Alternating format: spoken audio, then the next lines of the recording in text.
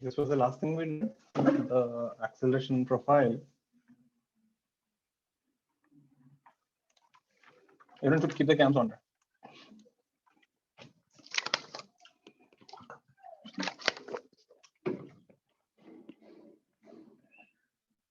Hope everyone revise the notes once. So let's see the problems.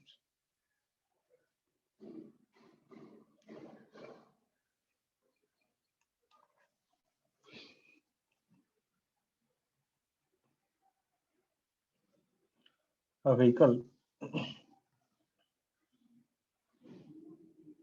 is going in a circle of radius r 10 meters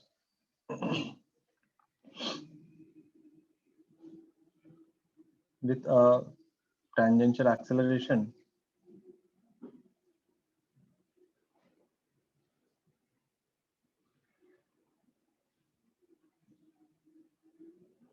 this is the same question which we did in the example last class. A is equal to 1 meter per second square. So the question is find centripetal and net acceleration at t is equal to 2 seconds.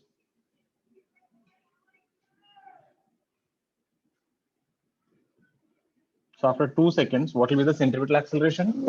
What is this thing? Then net acceleration.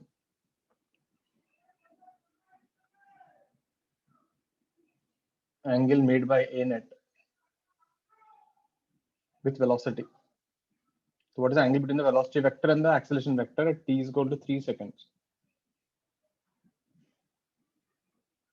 If the coefficient of friction mu is 0.5, find the time when the car slips. Because when the car is going on a road, the one who is responsible is friction only. If you keep going faster and faster, at one time it slips.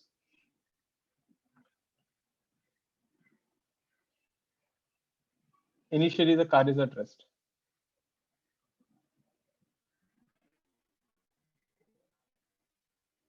So you have a car which is starting from rest and accelerates with 1 meter per second square continuously. You have to find the centripetal and the net acceleration at 2 seconds, angle made by acceleration with velocity of 3 seconds. If mu is 0.5, find the time when it slips. So this question covers up most of it. If you see, it's the exact same question. Example, if you see, vehicle starting from rest, going in a circle, acceleration. I just give numbers here, but it is the same stuff. Give it a try. Once think about it. In case you're not getting, you can refer once. I'll give you 2-3 minutes. Try. It's okay if you don't get it, but try. That's important.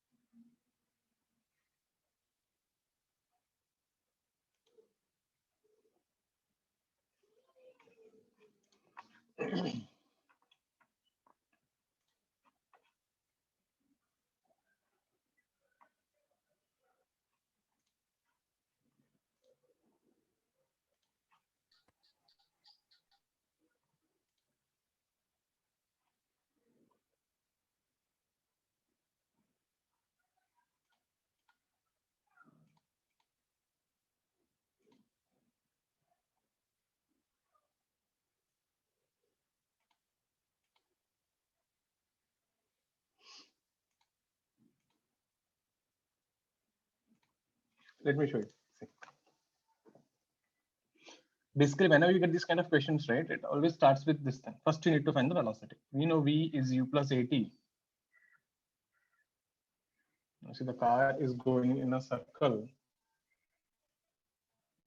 Let's say when it is here, and after some time it comes here. So this must have gained some speed v, and it will have two accelerations. One, the a centripetal toward the center, responsible for going in a circle. Another is the a tangential. So we know v is u plus at. A is constant. So you can use the formula. U is 0. A is. I'll just leave it in variables for some time. What is centripetal acceleration? V square by r. What is v? 80. So a squared t squared by r. So what is a net? So net acceleration is resultant of centripetal plus tangential square. Centripetal is a square t square by r ka whole square plus a square. You can substitute the values. He said at t is equal to 2. So what is a centripetal?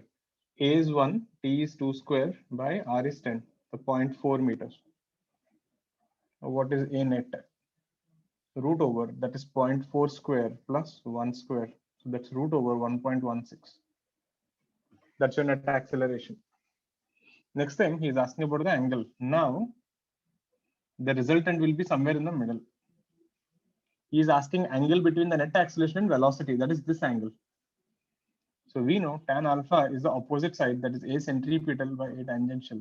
A centripetal is again v square by r. And this is a, and he's asking at 3 seconds. Huh? So at 3 seconds, what is the velocity?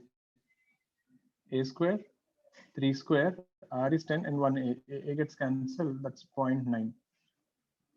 That's your a and b part. It is the exact same thing which I did in the last class example. I just substituted the numbers. I didn't do anything new. See, same thing. I just substituted the numbers here. This one. There's nothing new as such.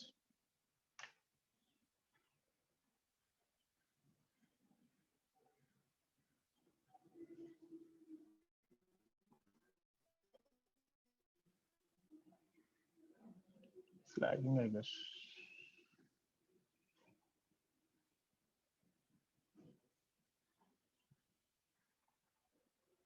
Able to hear me now?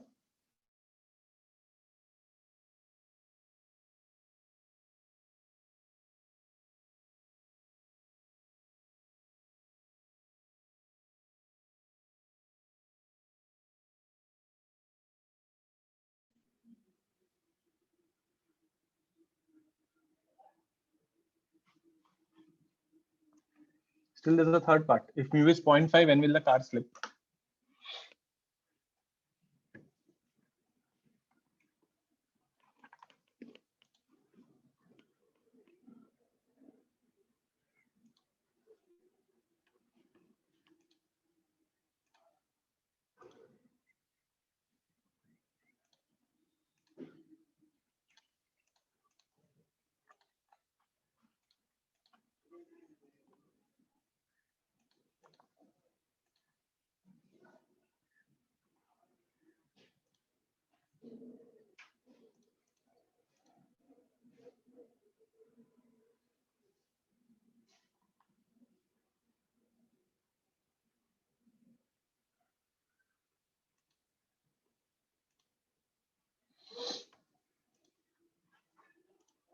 See the second part.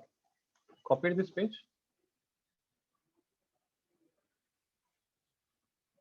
Put it on, put it on.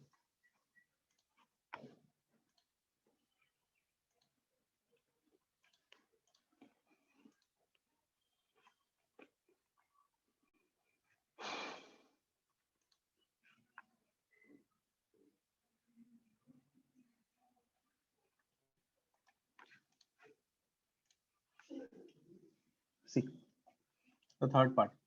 Now, who is giving you the friction actually? Meaning, who is giving you the acceleration? If you're accelerating, someone should apply force on you. So when you're somewhere here, you had an A centripetal, you have an A tangential. The net acceleration is somewhere this way. The force which is providing all this acceleration is nothing but the friction. So here friction provides the net acceleration.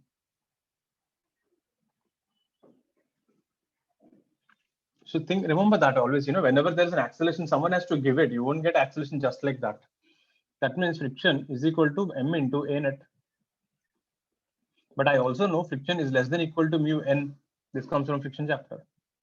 So m A net is equal to n is mg here because you're seeing from the top view, mm gets cancelled. So what is A net here? A net is this guy. Root over A square T square by R. That's the centripetal acceleration plus A square is less than equal to mu g. Square on both sides. A power 4 T power 4 R square plus A square is less than equal to mu square G square. You get time is less than equal to mu square G square minus A square R square by A power 4 ka whole to the power of 1 by 4. Meaning up to this time, it does not slip. If you could take anything more than this time, the velocity has become so high, the car will start skidding.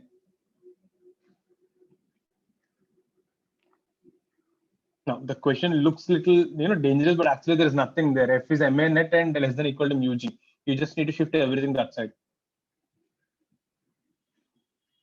So if you're thinking they do ask such kind of questions, question A and B, these are the questions which are asked in NEET. NEET 2016, they asked this question, find A net. So these kind of questions do come in NEET and JEE Mains. JEE Mains so compulsory. So even at a NEET level, you do get questions of this sort. So put it down, have a look at this. Any particular step you're not getting it or confused, please ask me. And everyone should keep the cams on.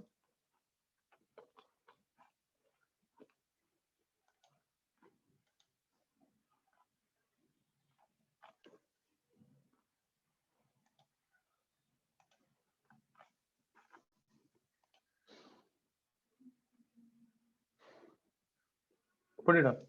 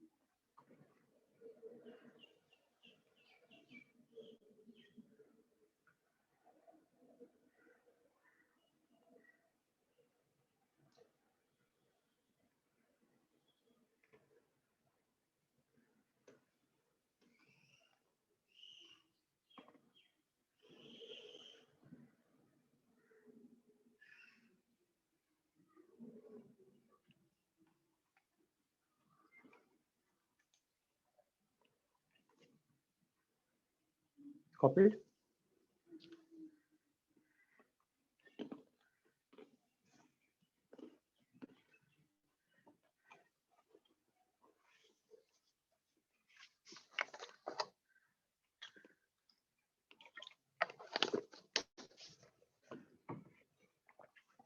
Next thing.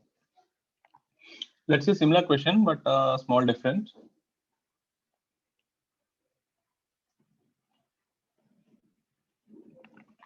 A vehicle goes in a circle with radius r starting from rest.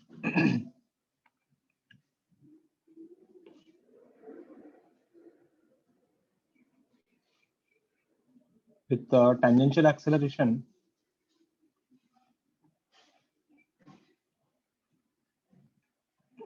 A is equal to T. T is time, meaning see, acceleration is changing with time. Find A net at time T. same question, but the only difference is the particle acceleration is not constant now. It is changing with time. More time, more acceleration. So you have to find the net acceleration. How do you get that?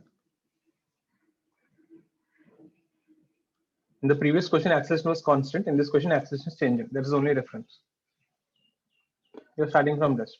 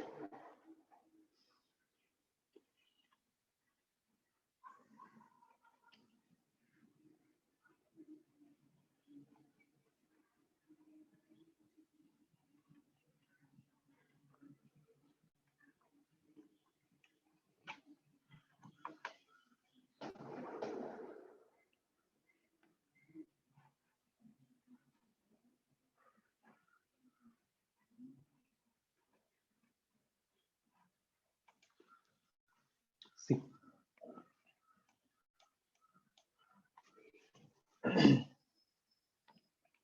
Let me show you. It's not that different. I'll show you what most people do. Okay, this is what most people do. V is u plus at, u is 0, a is t, so v is t square.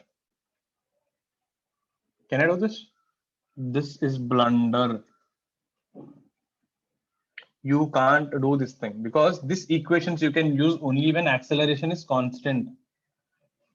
If you just understand this one fact, right, you'll be better than 95% of the students. Most people will let v is equal to u plus at, they'll put a is equal to t there. A is not constant. So how do you solve?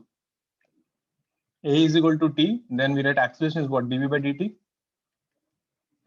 Integration. Initial speed 0, v 0, t. You get v is t square by 2. That's it. This is the only thing. Once you got the velocity, the story is same. What is centripetal acceleration? V square by r. That will be t square by 2 ka whole square by r. T power 4 by 4 into r. A tangential is t. A net will be root over a centripetal square plus a tangential square.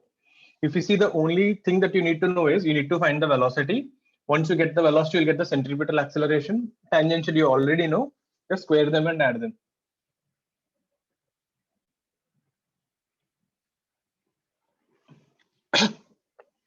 That's your answer. Time and r is given, you can substitute that. So if you see non-uniform circular motion, these are the type of problems you'll get. They'll give you a in terms of something. You have to find the velocity, find centripetal, square them and add them to get the net acceleration. Put it down.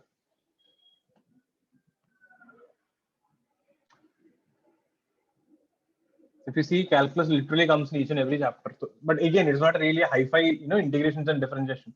This much basic, so you should be very comfortable with x power n ka integration and differentiation.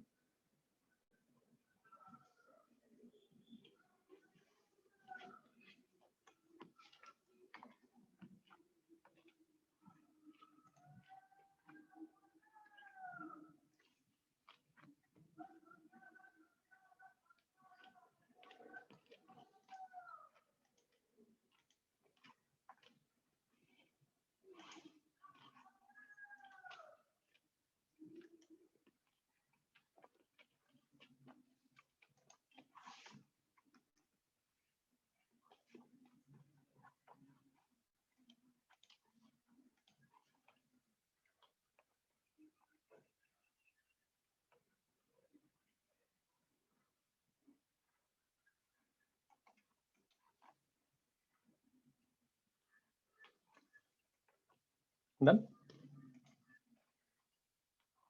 Let's see one more.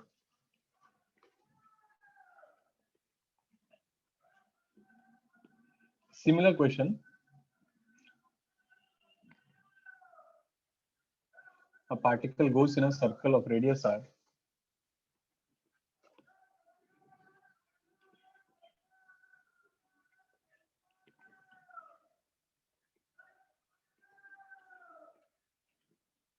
With tangential acceleration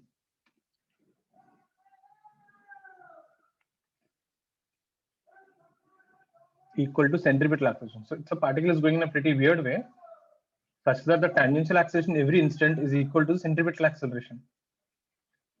Meaning a tangential is a centripetal. Okay?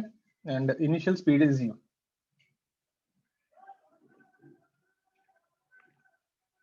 So the question is find velocity at time t. You have to find the velocity at any time t. Find velocity after traveling the distances. If you see all these questions, they're kind of like kinematics only.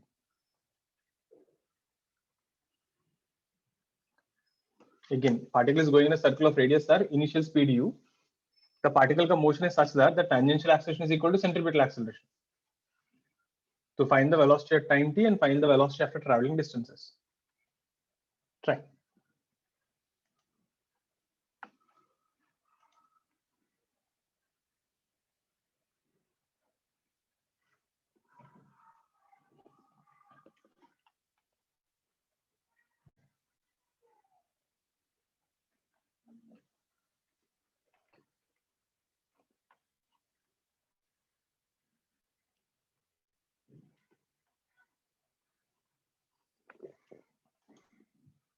Hope the question is clear. Give it a try. I'll give it 2-3 minutes.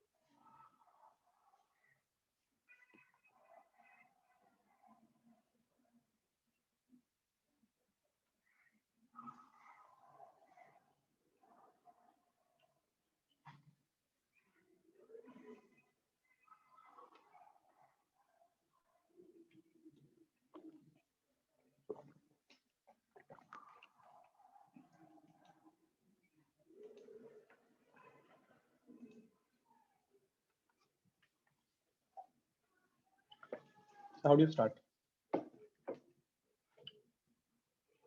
See.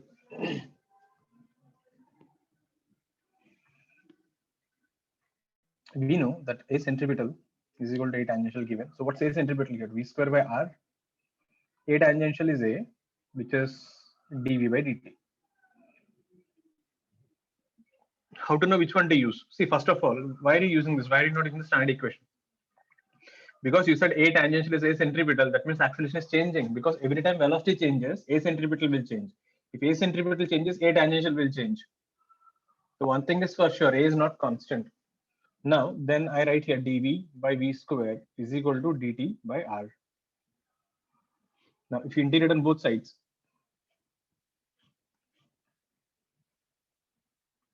zero to time, this is from u to v, right? So what is this thing integration? This is x power minus 2.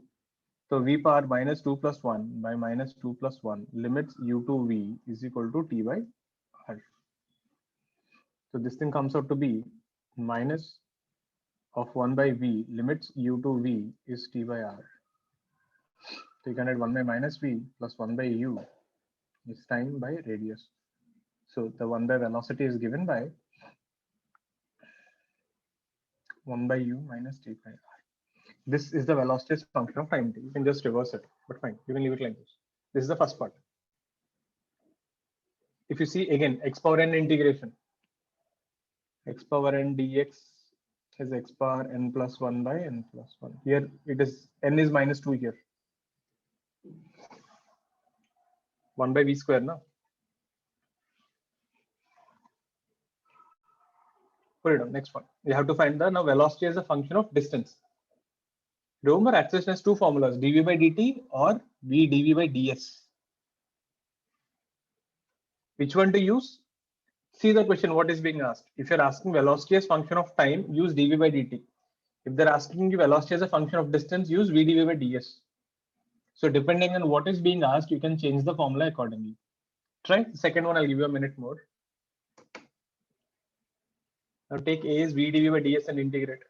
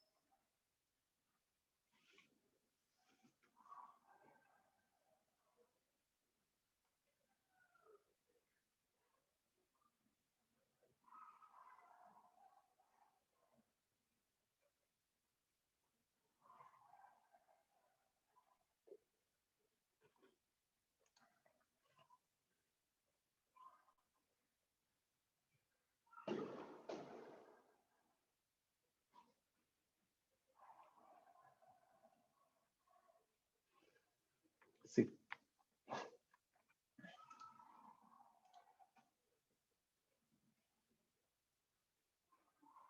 A centripetal is A tangential, A centripetal is V square by R, A tangential is V dv by ds. So we are doing this because you want in terms of distance. So one V will cancel. So you get V by R is dv by ds.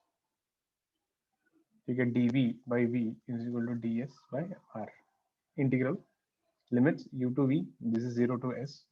This will become ln V limits u to V is s by R.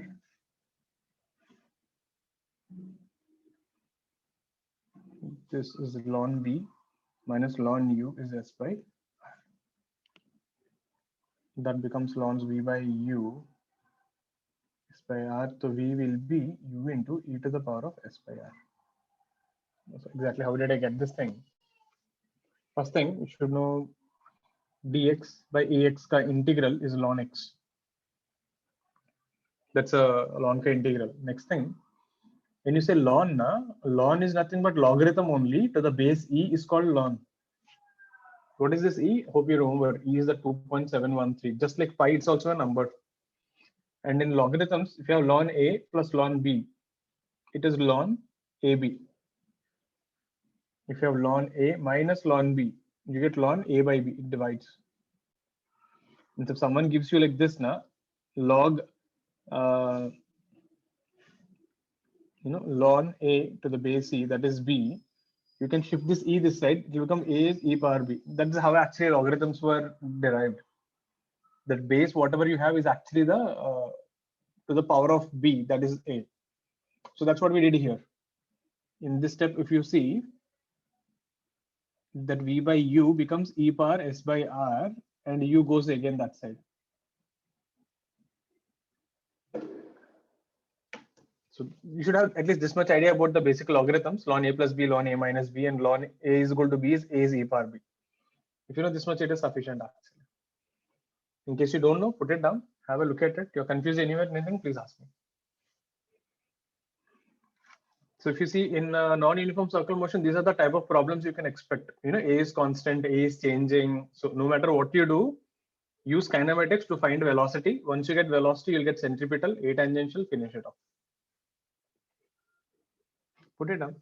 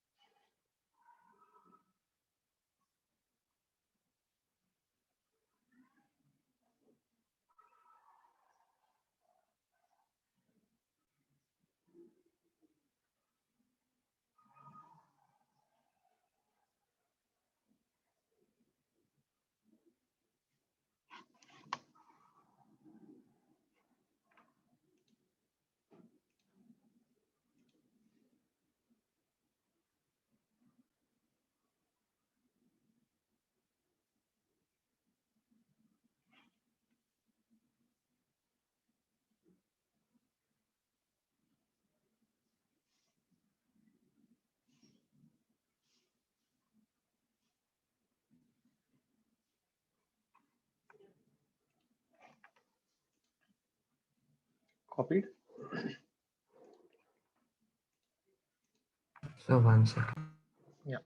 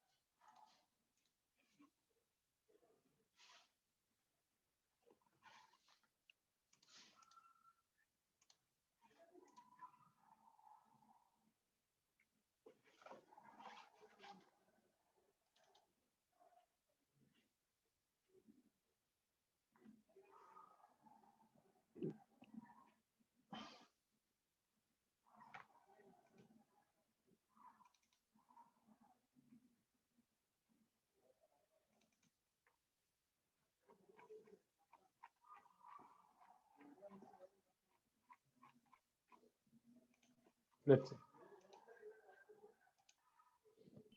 Sir, 1 minute, could you go back?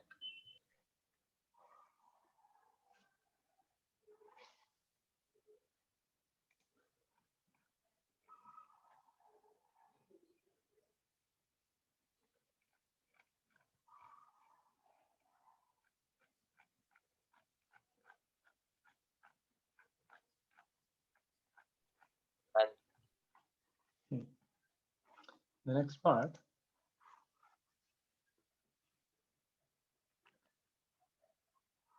is radius of curvature. So what is this radius of curvature?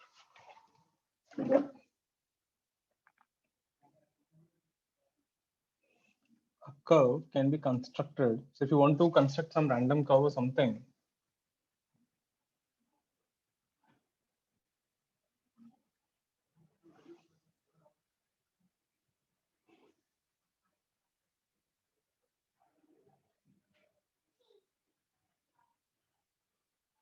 by joining arcs of a circle.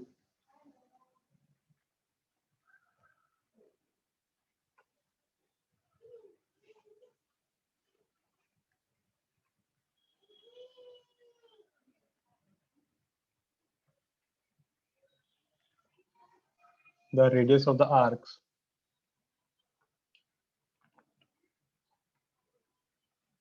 is the radius of curvature at this point. What do you mean by this? I'll show an example.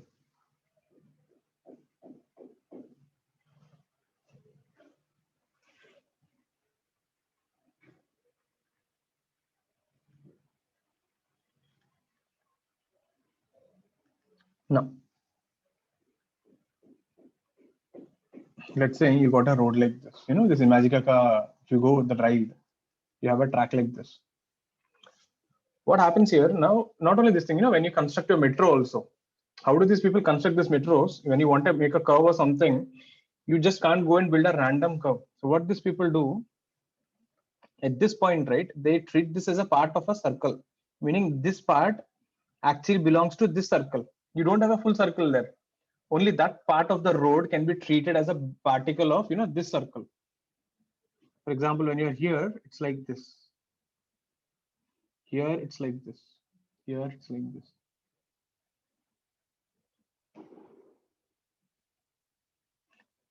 So when you're building a, you know, a construction of, for example, when you talk about metro only now, if you see the metro is not a straight line, it's a curved. So how do these people construct it? So if you're a designer or an engineer, right? If you see the metro also, there are pillar ka numbers 100, 101, 102, 103. So you being a designer, what you do, you know, the pillar from 101 to 102 is not a straight line but a curve. So you make that part into a small circle of a certain radius. Small circle, matlab, depending on that, and you construct a length. So that is how you design, and you say, okay, from pillar 100, you have to have a pillar which is curved, whose radius is some, let's say 20 meters, and this length is 50 meters. Let's say 20 meters. They give something of this sort. So when you get this design, right, you have already a prefabrication factory. If you see, no one actually goes to the metro site and builds something. The pillar is constructed. The upper ka jo part they keep, it's already prefabricated somewhere else. So from there, they just bring it and put it there and assemble. Because the construction workers, right, will not understand any of this technical concepts. He just knows one thing. You tell me where to keep it and where to put the bolts. I am done. So it will be just written on this thing. You know, this piece belongs to pillar 100. This belongs to pillar, 123. So they just take up this prefabricated piece, take it to that certain pillar, put it there and assemble it. So when you assemble that, right, so how do you know like which part, which curve? So that random curve is not a circle. So that entire curve can be treated as different circles of different radius. And here, if you observe, whenever there's a sharp turn, look at here, A and D, right? There's a sharp turns. Meaning the vehicle is turning very sharply. The radius is small.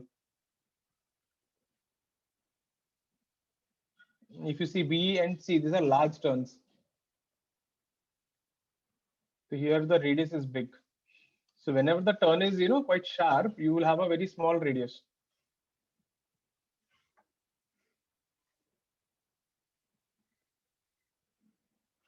So when you say radius of curvature, this is what I mean. Because in real life, you won't get everything circular in shape. But what we know how to construct is the circles only, how to construct, because that is the easiest way to construct. So what we do, we treat that entire curve as a small parts of a circle and bring that small circles and just add them up. So end of the day, it looks like a curve only. So even when you go to Imagica next time, now observe that the entire track, those all are circular arcs of different radius. They're just assembled there. Or next time when you see a metro ka thing, you will also observe this thing. Whenever there's a curve, these are not straight actually. So that entire metro ka track can be treated as different circles ka pieces were removed and joined together.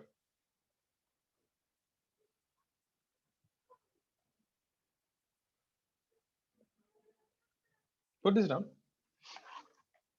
People cam should be on.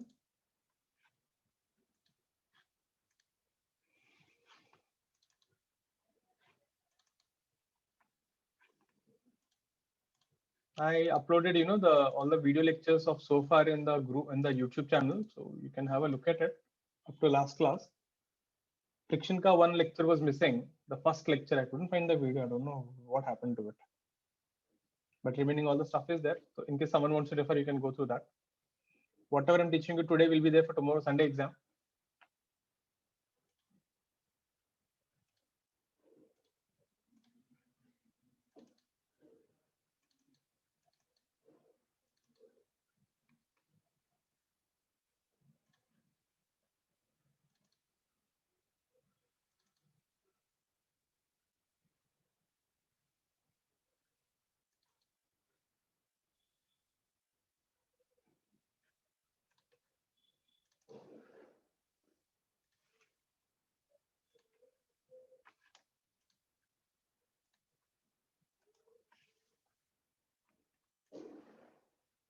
Copied. Put it on. Put it on.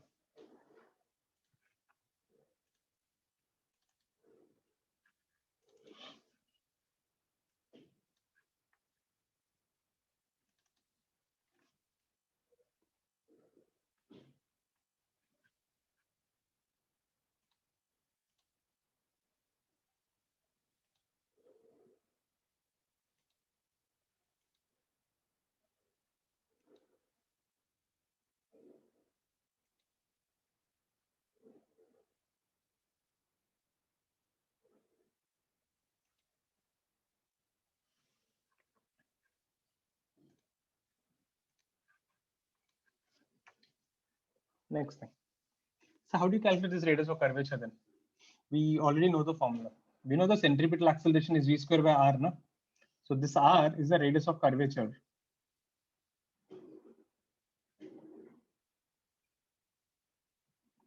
So r can be written as v square by a centripetal. So in case, so how you solve this thing?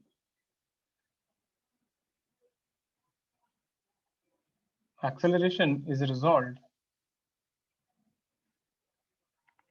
along and perpendicular to the velocity,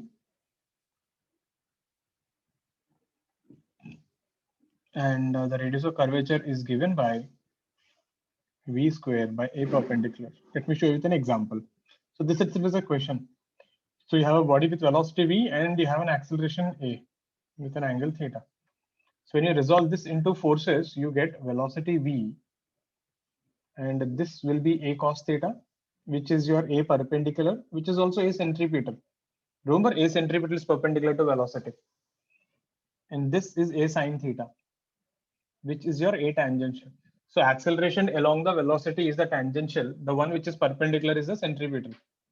So what is the radius of curvature? V square by a perpendicular. So in this case, it's v square by a cos theta. It's a straightforward question. That's how they'll ask you. Velocity and acceleration of a particle is given as shown. Find the radius of curvature. So you should keep velocity as it is. Divide acceleration into components. The one perpendicular is the centripetal. The tangential one is the parallel wala. Put it down.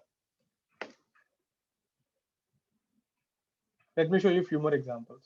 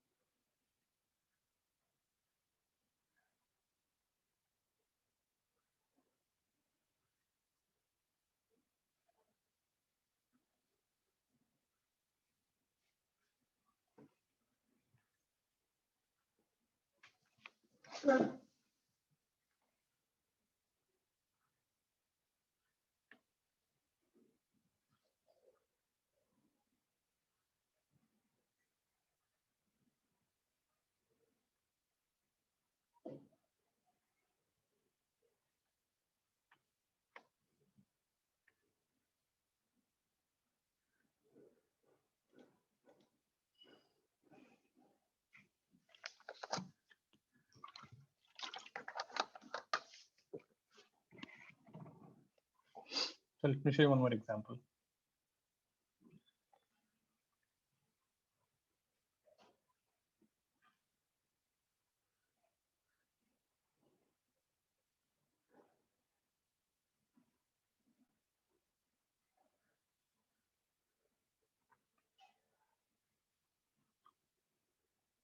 Turn in the page.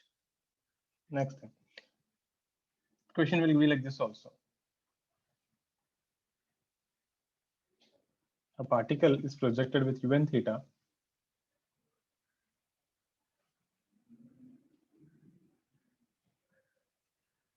And they'll ask you find radius of curvature at any time t.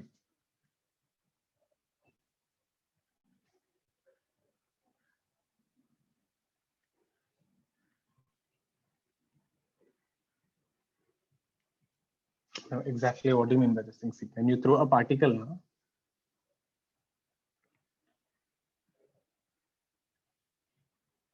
You'll observe now. See, even this parabolic path which you have, right? It's like this. This is also made of,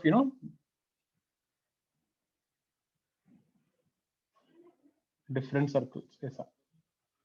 Meaning that entire parabolic path can be treated as a parts of a circle. Again, don't think like that full circle doesn't exist, huh? Meaning a full circle may, this is the curved path.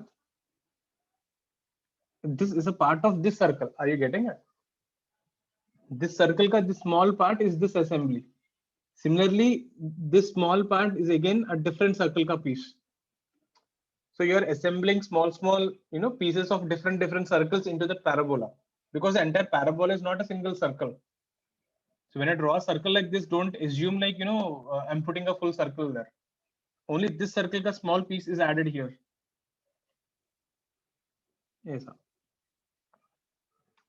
And does that make sense? So for that small arc, the radius of that is the radius of curvature. So one thing, if you observe here, radius of curvature first decreases and increases. So it becomes sharper and then becomes again broad. This itself is a question. In a projectile motion, what happens to radius of curvature? Decreases and then increases. Put it down. I'll show you how to calculate it anytime.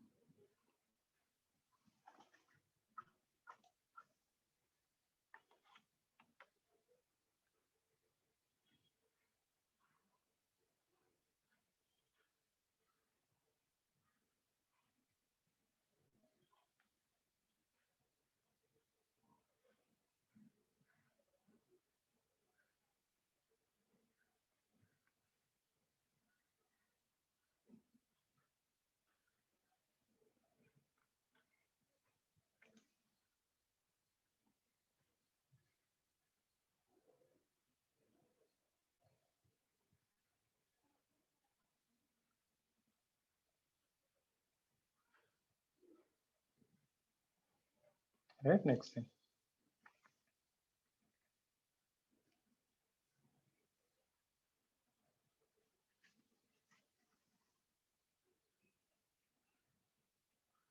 So how do you find the radius of curvature? If you remember, the story is same. You need to find r is v square by a centripetal. So during this projectile motion, can you see something? Your entire kinematics is back. Kinematics, that equations, integration, projectile motion. This is what I was saying from the beginning. Physics, all things are connected. And that is why people find it difficult, because your basic chapters are bad. You won't understand anything in this thing. So this is what happens with everything. And this is an advantage and a disadvantage. Advantage because everything is getting revised. Disadvantage because in case by chance some chapter is gone, so you will find it a little difficult. So this was a part of this circle. So that's if you see now, once you become little good at physics, it becomes easy. It's like there's nothing in the middle. Either you're good or bad. It's very difficult to be in the middle. It happens like that with physics. Unlike other subjects, where you study for 1 week and you still get some marks on Sunday test, physics doesn't happen that way. That's why we urge you every day, like do at least 25-30 questions per day. Consistency is what matters.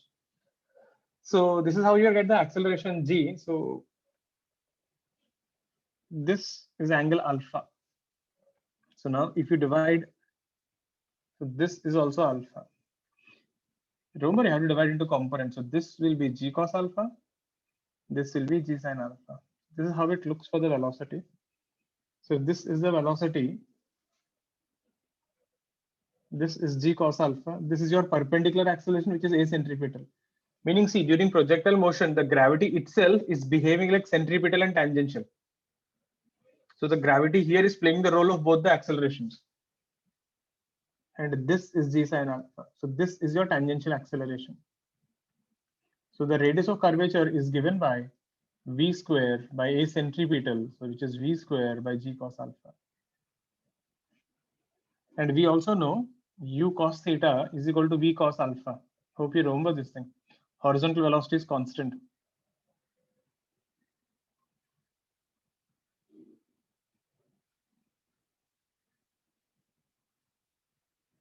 So from here we get v will be u cos theta by cos alpha. Hope everyone remembers this thing. It's an easy question and a good one. And there is another formula for alpha. Tan alpha is vy by vx, which is u sin theta minus gt by u cos theta. Right, mostly in Feb, right, we'll be having a test from complete portion ka test. I'll be taking up one. Physically, we'll be taking up one portion like that. We'll have it from kinematics to circular motion. So once you got this thing, so radius of curvature is v is how much? U square cos square theta by g cos cube alpha. This itself is a question. So radius of curvature is proportional to cos cube alpha. Simple question. In a projectile motion, the radius of curvature is proportional to 1 by cos alpha, 1 by cos square alpha, 1 by cos cube alpha. So you can find alpha from anywhere, from speed or time, and substitute there. Put it down. Again, if you see this process is same, find the velocity at that instant, divide the acceleration perpendicular to it, v square by a centripetal is radius of curvature. In case of, what is alpha here? Alpha is angle made by velocity with horizontal.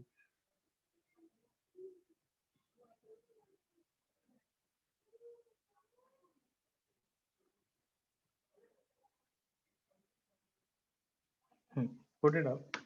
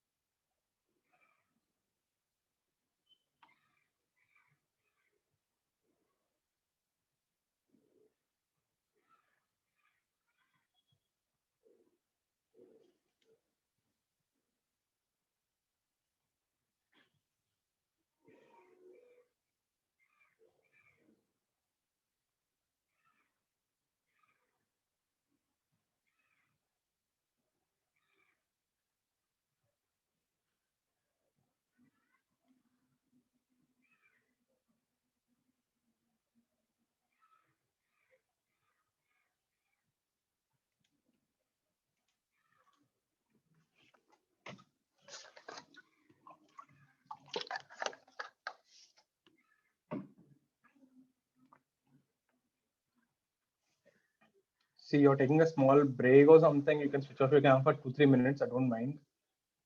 But then just don't switch off randomly. I'll be just removing you from the group. Farooq, keep your cam on.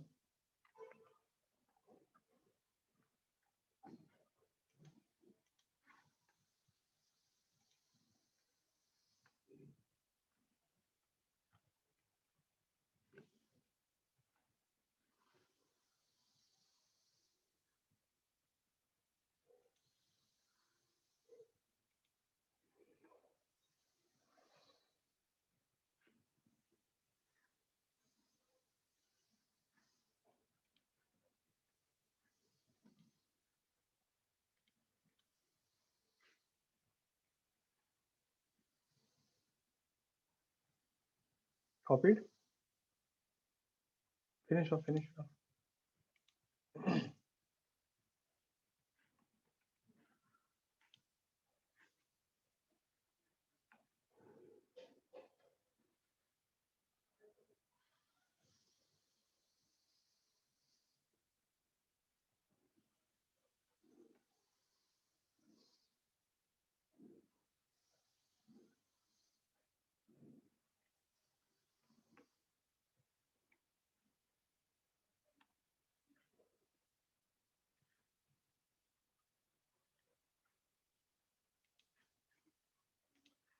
See. Now, how did they ask this question in the NEET exam? Actually, they did ask a question on this. The question was easy though. Find radius of curvature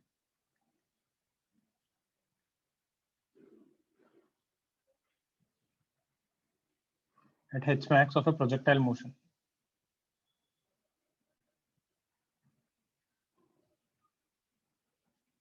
Easy one. So at the highest point, what is the velocity?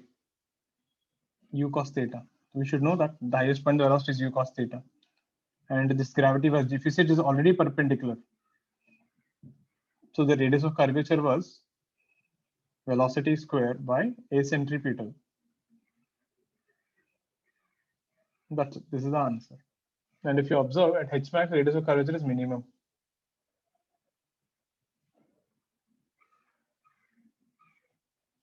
This was a neat question. And that 1 by cos cube alpha thing which I showed you, that is a mains level question.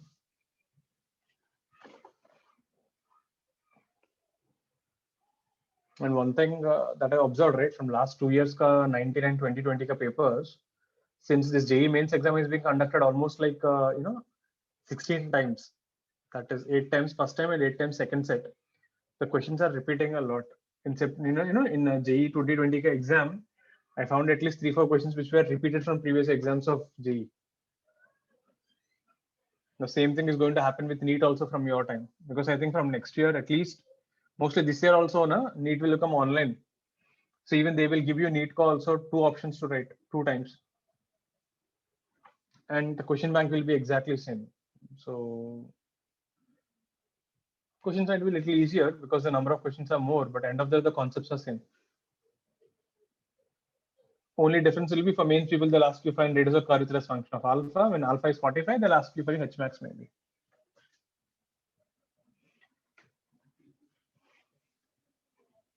Put it down, easy one this is. Let's see one more.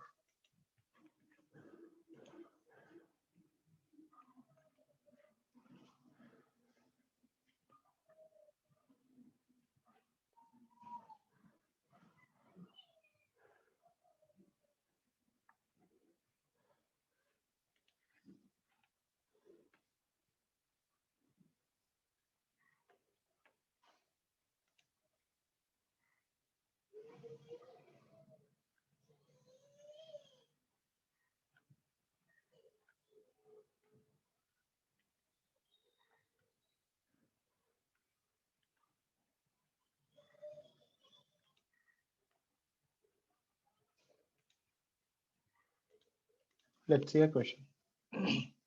Another type of question I can ask you.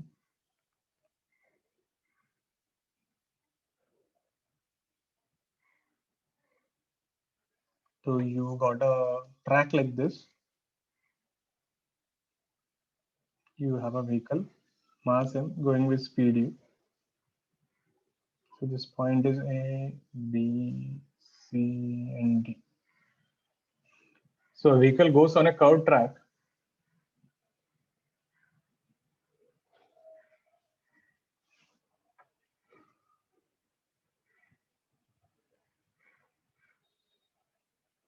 With constant speed u.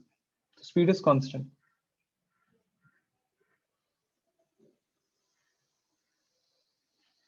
So NA, NB, NC, ND are normal reactions at A, B, C, D. So when the vehicle is going on this, so there will be some normal reactions. So arrange them in ascending order. So you have to keep the smallest to the biggest. So it's a vehicle going on a path. So there'll be 4 different normal reactions: Na, Nb, Nc, Nd. So this question is actually asked both in JEE and NEET. But the question was like this: at which point a normal reaction is maximum? At which point normal reaction is minimum? What we are trying to do, I'm just trying to push it a little more. We will arrange all of them in an ascending order. Try, give it a try. I'll give you 2-3 minutes for this. It's a good one.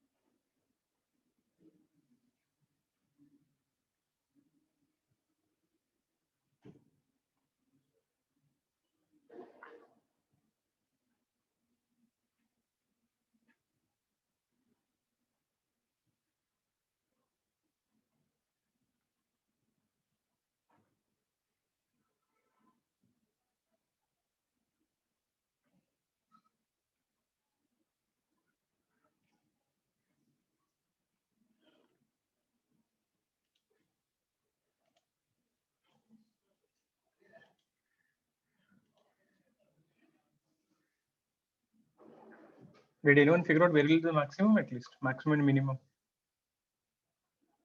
Any guesses? Think about it. When you're on a roller coaster ride, did you ever see like this thing? When this is going, this is what happens. People shout like this. They're like, meaning if you observe, at this point of time, sound goes off for some time. I don't know whether you observed it or not. People start shouting from here, okay, and suddenly stops. And again it comes, So when you're on the top, there is no problem actually. The thing is, at this lowest points now, you have a huge acceleration. Almost the acceleration reaches 2 to 3 times the gravity. So why the sound stops? Not because you stopped shouting. The air in your lungs is pushed out. The weight is so high, your lungs are compressed, the air in your lungs comes out. So there is no way sound can propagate without air.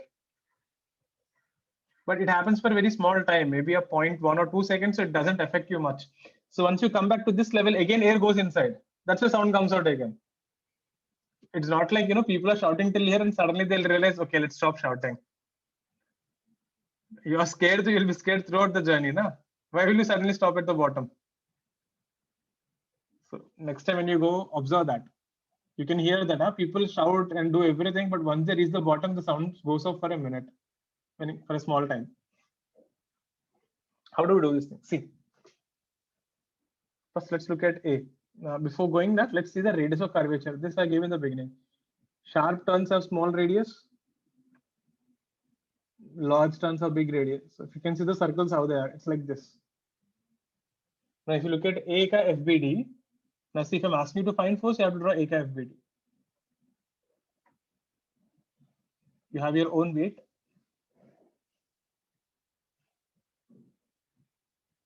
Normal reaction, centrifugal force, mv square by Ra. So here N will be mg minus mv square by Ra. Can you see something? When you're on a bump, the convex, the normal reaction is actually less. That's the reason if the car goes fast, movies you can see the car flies like this. Because the normal reaction is becoming 0. So if you go really fast on a bump, right, your vehicle will leave contact with the ground. It will fly in the air. That's because of this reason. Similarly, if you look at C, this is more curved. Mg, normal reaction.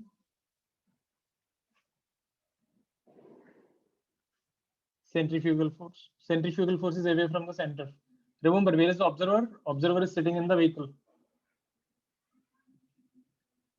So here you get NC is NG minus MV square by RC.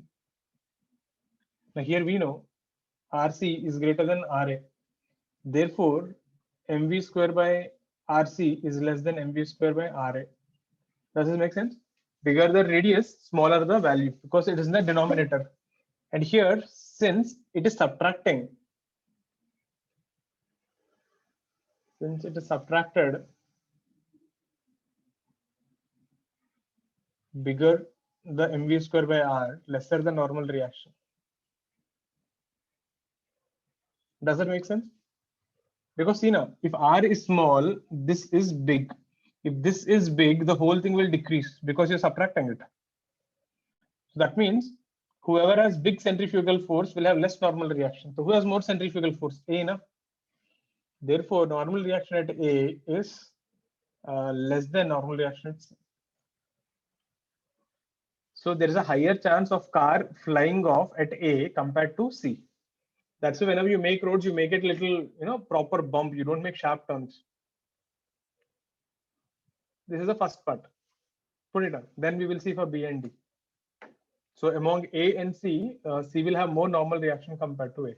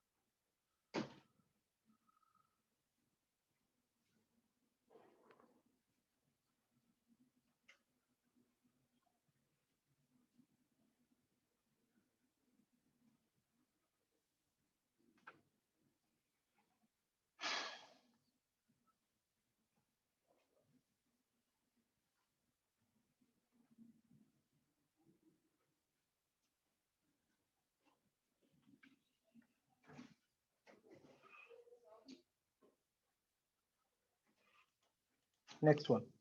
Now, if you look at B and C, B and D, B is like this. Now, again, what are the forces? NB, mg. The centrifugal force is away from center, so center is mv square by rb.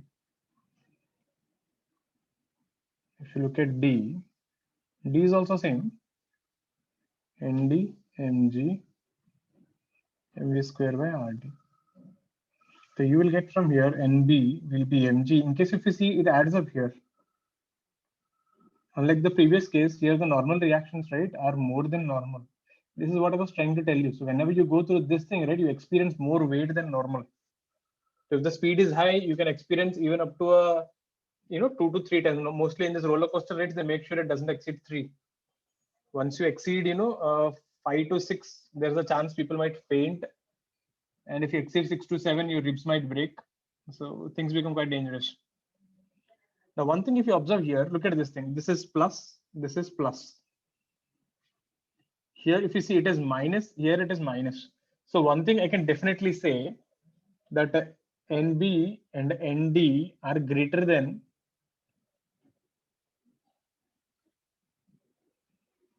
NA and NC. Hope everyone agrees with that. Because A and C, there's a minus sign, here it is adding up. Now, among these two, RB is greater than RD because there's a sharper turn. Therefore, MV square by RB is less than MV square by RD. Now see here it is addition, it is added. That means bigger the centrifugal force, bigger the normal reaction. Therefore, who has bigger normal reaction? D. So ND is greater than NB. Make sense? Sharper the turn, more the centrifugal force. Now combining all 4, we get the answer. So who has the least? A is the least, then C, then B, then D. This is the order.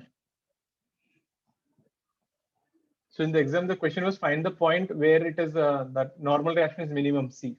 Where is the normal reaction maximum D? Arrange them in ascending order. This is the order ACBD.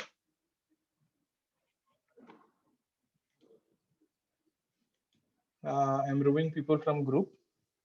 You guys can join later. Why do you guys like to be threatened, Ray? I don't understand. Got used to that feeling, na, sir. Until you threaten, we don't get a feel.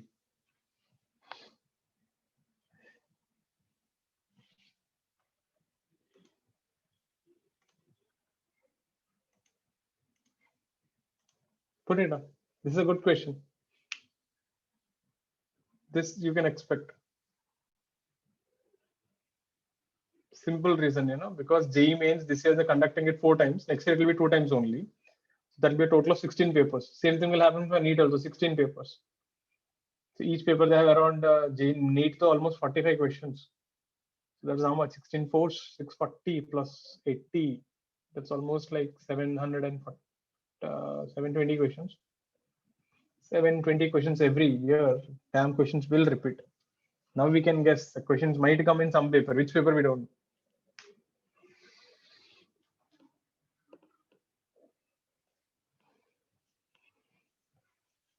Put it down. That's the last question for the circular motion chapter. So till here you have it in the exam portion. So after this, we'll be starting with a new chapter today, work power energy. We'll just do the introduction. Put it down. I'll be closing this file. I'll open a new file.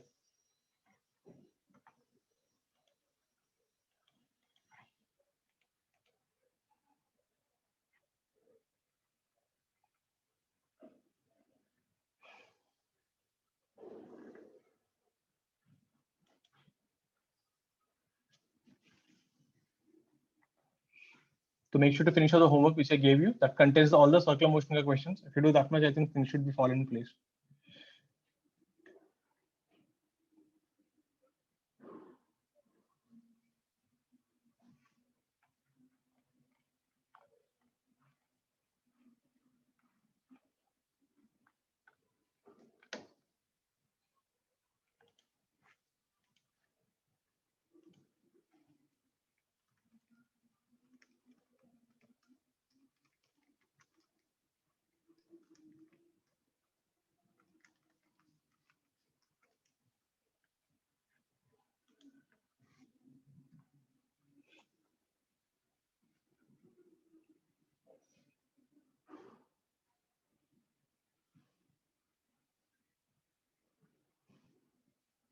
So the next chapter is work power energy.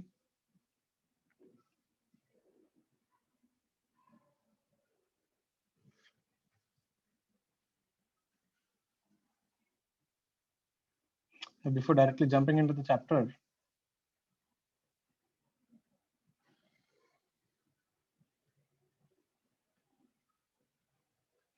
let's discuss a few things about when you talk about energy. What is energy exactly?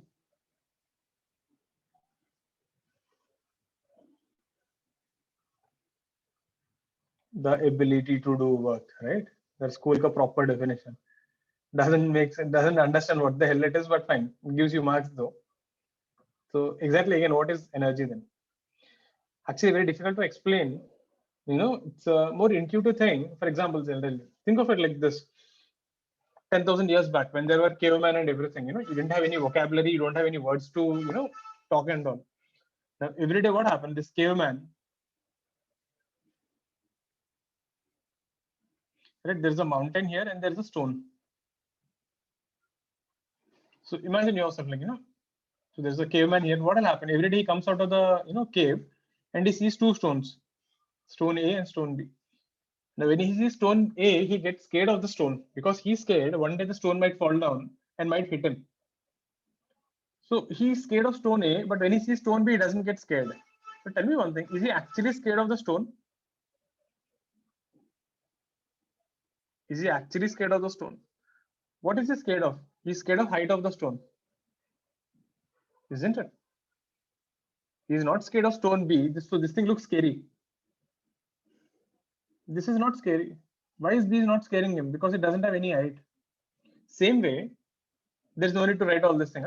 This is just for explanation sake. There's a lake, you have a water at rest, and there is a fast moving river.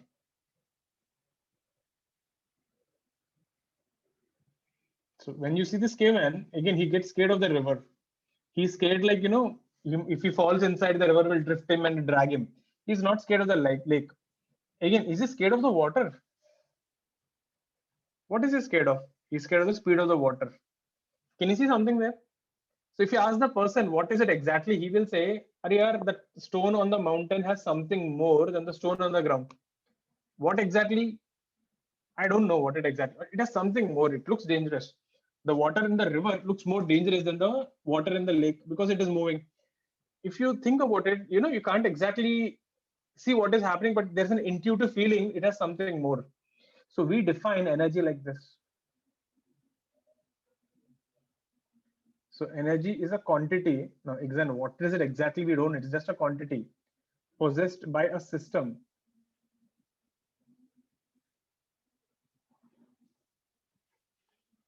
due to its motion. So something which is moving has something called energy and interaction with other systems. In case of particles, it is the earth, it is a gravity. The force between the earth and the stones is the gravitational force. Interaction between systems. So which we call as potential energy. So if you ask me what is energy, right? Even if you see, even this is not a perfect definition, but this is the best we can do. Because you're trying to explain one English word with more English words, isn't it? So you can never expect a proper definition. Just write down that definition.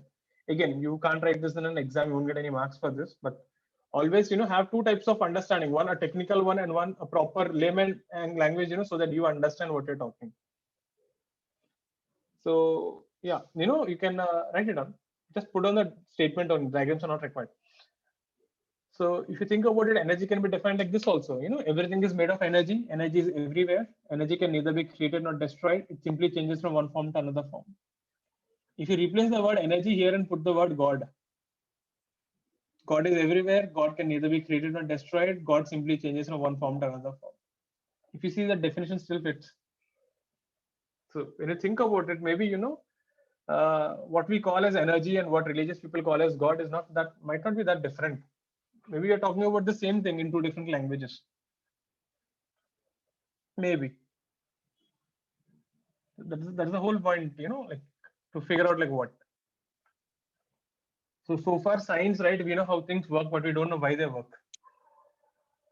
As long as you remember this, and if you're going for research ahead, if you remember this, it helps a lot. So in life, certain things are like that. It's okay if you don't know, how they work, but if you know why they, why they work, but at least you should know how they work. Put it up. Next thing. So similarly, what is work? Again, we have another lousy definition, like work is that, this. Again, layman terms. Work is nothing but transferring of energy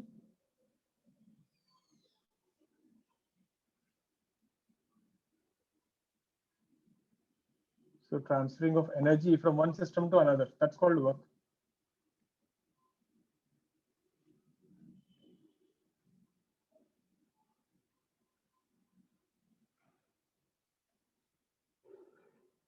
So if you ask me in plain English, sir, what is energy and what is work, energy is a noun. It's a quantity. Work is a verb. It's an action. They're not the same things. Imagine you have 2000 rupees. That is your energy. If I come and take 1000 rupees and give it to someone else, that is work. The act of taking energy from you and giving it to someone else is called work. So energy is some quantity possessed by you, and work is removal or transferring of that quantity. So both are not exactly the same. So again, these are pretty layman definitions. If you go for a standard textbook definition, work, we define it as work is given by integral f bar dot ds bar, where ds bar is a displacement. This is important. Displacement of point of application of force. If you're an ICSE student in 10th standard, this definition is written, not an integral. But most people actually don't understand what does this mean. I'll show you a few examples. Now, if force is constant, if you remember this formula, I wrote it in integration, integral f dot ds. If f is constant, f bar will come out of the integral. Your formula becomes f bar dot s bar. It's a dot product. So can be written as mod f mod s cos theta. This is what you learned in school. Work done is fs cos theta. This is valid only if f is constant. If force is not constant, you have to integrate. So this is f, this is s, and this is theta. So theta is the angle between force and displacement. So the thing which you learned in school, fs cos theta, is valid only when f's are constant. In case f is changing, we have to use integration, which we will handle such kind of problems in the next class. So put it down. I'll show you a few examples on exactly what is this. Then we will go ahead.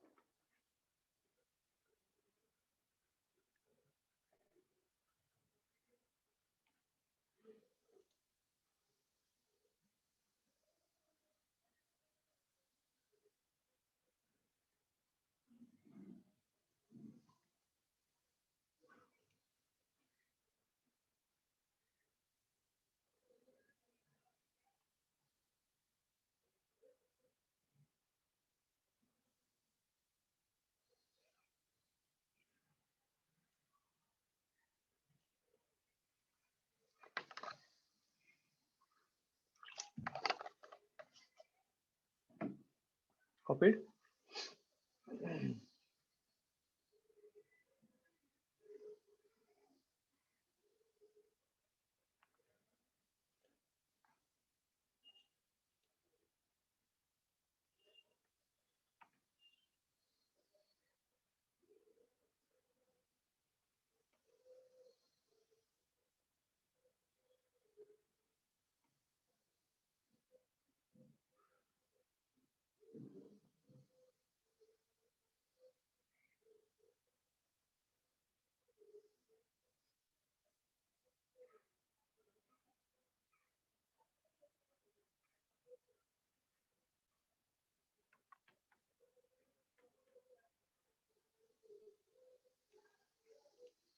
Next thing, see an example. This will be a question itself in the exam directly. So you have a block and you have a wall.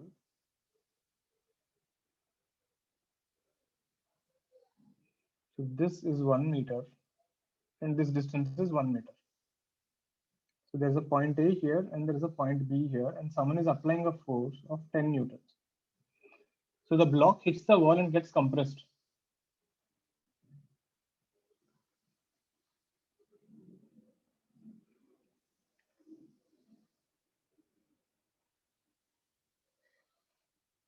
Meaning the block becomes like this.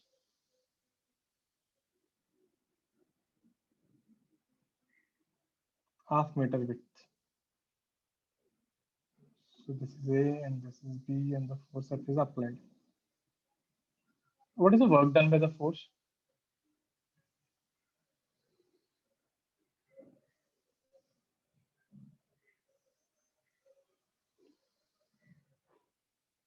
Got the question?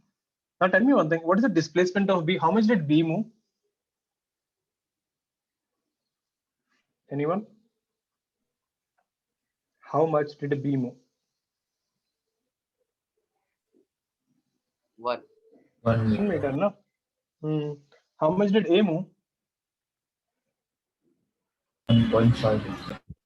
Right. So from here, if you just draw a line, you'll observe the total is 2 meters, no? So this should be 3 by 2 meters. Make sense? So SB is 3 by 2 meters. So which one will you take? Remember, school mein you never had a problem. You used to write F into displacement. But now which one will you take? Now, if you remember the definition, work done is force into displacement of point of application of force. Whichever point you're applying force, uska displacement you have to take. Now, most people in the exam, they'll do this only. They will think, okay, block mode 1 meter, the work done is 10 into 1. And they'll write the answer as 10, and that option will be there. So this is F into displacement of A, which is 10 into 3 by 2, 15 joules. Hope that makes sense. You should be taking the displacement of whichever point you applied the force. We are not actually interested how much the block travels. Put it down. Easy question, conceptual. This is the type of questions you can expect. So in case your concept is not good, it will mess up. How long will it take to solve if you know your concept well? So yeah.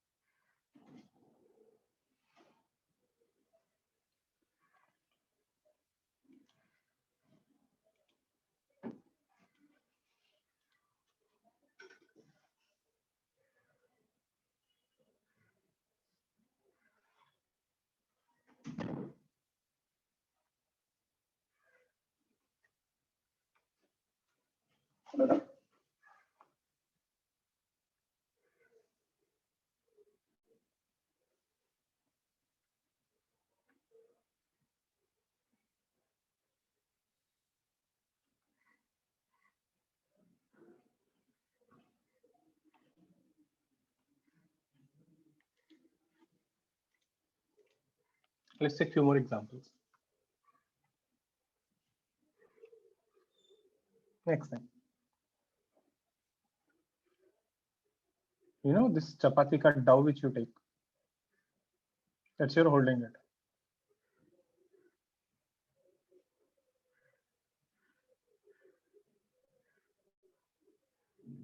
What happens? We observe this thing starts stretching. So what is the work done by this person then? If you see the work done with the force F is 0. Why? The point where you're holding now, that is not moving. Agreed? If you're just holding it there and it is stretching down, what is work done with the force? Force into displacement of the point of application of force. And that point is not moving. Then who is stretching the chapati ka dough? The gravity. So work done by mg is not 0. So the one who is responsible for stretching that, the chapati ka dough is the gravity. You're not doing any work as such. You're just holding it. Now, similarly, suppose if I had a pulley and a block and you're holding this. So let's say this point is A and you're applying some force also to keep the block at rest. Okay, so here the block is held at rest. So same story here. If you observe the displacement of A is 0 Therefore, work done by the man also should be 0. If you're just holding it without doing anything, right, the work done is 0 because there's no displacement. Fine. So then the question is, why does a man get tired?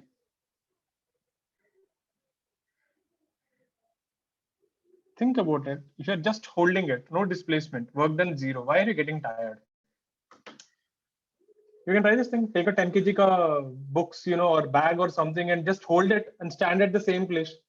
Within 3-4 minutes, your hands and legs will start shaking and you start sweating also. But even though there's no displacement, somehow you are getting tired. So energy is going somewhere. Does it make sense? The work done is not there, but still you get tired. So if you think about it, it is actually more of a biological reason than the physics. I'll just turn the page again. No need to write this thing. It is just for explanation. All living beings. So when you are generating a force,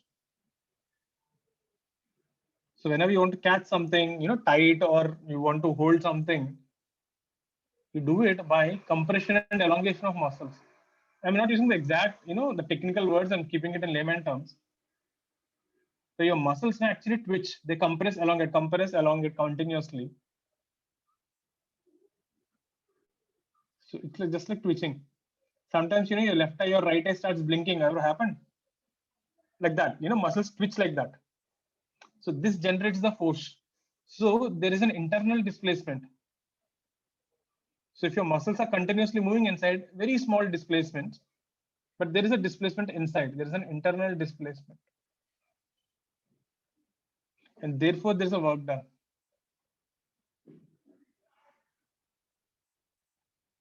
So all this work done, what will happen?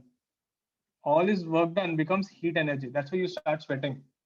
That's why if you take 10 kg ka weight and stand at one place, even without doing anything, after 5 minutes, you start sweating. Because his muscles are continuously twitching and rubbing against each other. That friction generates heat. You do get tired. And not only this thing, if you leave it for enough time, there is something called a lactic acid built up. How does your muscles work? The brain fires electric signals to the muscle. Every time the signal comes, the muscle will contract or expand. But because of this lactic acid buildup, what will happen? The signals don't come, in a continuous stream. And that is when your muscles will start, trembling. Ever happened? When you hold something for long, you start shaking. That happens because the electric signals from the brain are not coming continuously like before. So yeah.